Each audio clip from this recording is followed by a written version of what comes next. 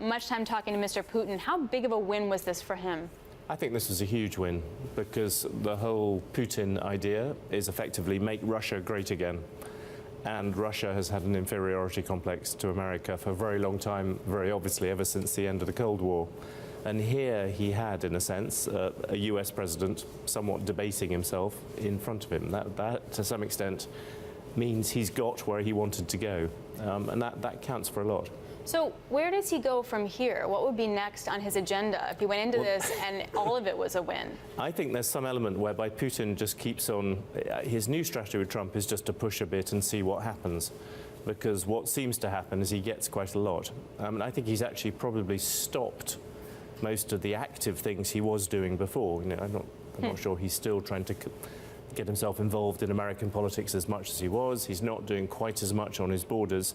I think he reined in because he faced sanctions, because he thought he was in danger of overdoing it. And then Trump doesn't even attack him about the things where it's fairly clear he has done stuff. So what is it? How can then Putin press the advantage by, say, giving the U.S. something? And then asking for even more, but something that may not be that material, say. I think there's that thing in politics where if your opponent is kind of drowning, you let him continue. And I think there is an element from Putin's point of view to have two things: to have America in chaos. That's one of the things which he always likes. To have NATO in chaos.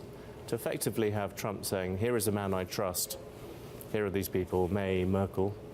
Both women, who I'm not so sure about. That is unbelievably good.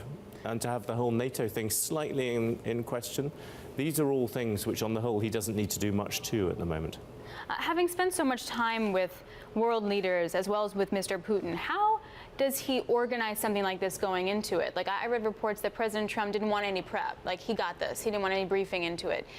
What's like game theory to Putin? I think Putin's essential strength as a leader is his ability, going all the way back to his time as a KGB leader, to go through strengths and weaknesses. And certainly if you ask him that, that's where he is particularly powerful. If you ask him what are Merkel's strengths and weaknesses, he'll list them almost immediately. It's the way he plays.